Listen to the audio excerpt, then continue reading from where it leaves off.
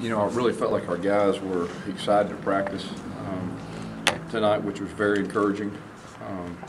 Their focus was extremely focused in, with their attitude, and they bounced around, seemed excited to practice. So that was encouraging for this point in the season, and got some good work in. Let's talk about outside at receiver with Emory, possibly not being able to go. Some of the guys you're looking for to step up out there.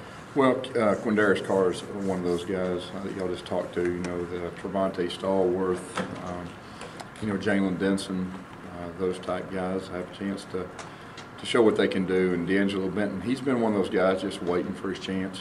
And I know he's ready. He's practiced. He's had great practice all fall camp, and it was real encouraging for him to make a big play in the game that helped us win. So I feel very good about D'Angelo Benton.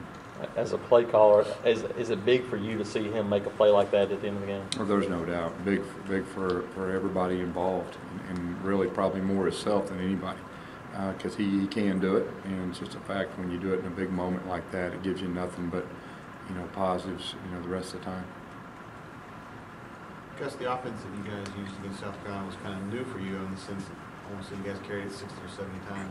Is that something that you guys want to kind of do a little more often, or kind of just when you did to meet that we want to do whatever gives us the best chance of winning. And they're a very good team and had a lot of speed on the perimeter, and we just felt like we really needed to run the football, and time possession's big. We have not gotten the first downs up to that point than we needed, and we got quite a few of them the other day, and we got better on third downs, and so that's the way we've got to go about our business. I mean, we've got to win the time possession. We've got to be able to run the football. Is this something you've got to have every week, or are you going to make that like we got to win time possession? I think that's one of the things right now that if you look at that stands out. We've not won the time possession up until last week, and I think it helped our offense and helped our team. Were you impressed with the way your offensive line kind of rose to the occasion and really blocked well? I'd say that's fair to say, because very good defense they played against with some very good players and one of the best defensive coaches in the business. And so I was real happy, especially the point where they knew we were going to run the football in certain situations, and we were able to do it somewhat successfully. Did you make a statement at some point like, we're going to start running? Well, I think our guys knew it. Of course, I told Mike ahead of time, to get ready. Didn't really think he would carry it 41 times, but I thought it would be up there. How much of the offense is Kyle Frazier and comfortable with him at this point? Well, we're expanding his package each week, and he really did a good job in some key situations, especially third and fourth quarter. So each week, we'll expand his role, and he adds a different element, to us when he's in the game.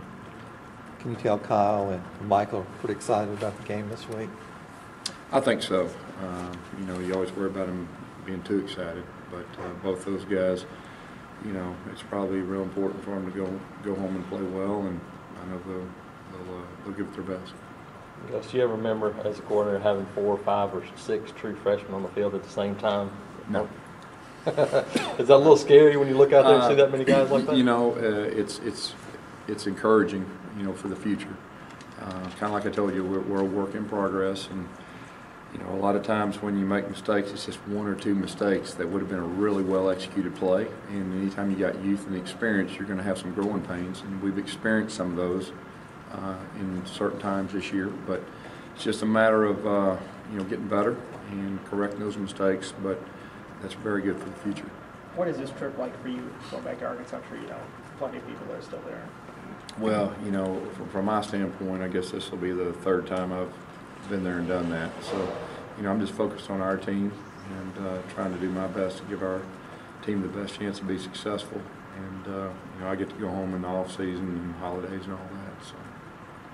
Gus, when you look at your offense, do you still see the potential for big plays out of the passing game? I know it hasn't really happened yet, but do you see that potential? Yeah, we have to. We're a run-play action team, and you've seen us when we're at our best. We're hitting some big plays in the passing game when they bite up for the run, and we just got to make people pay when they bring extra guys down. And we were close on a couple, last Saturday, but it would have made me feel a little bit better if we'd hit a couple of those. And put it in the end zone.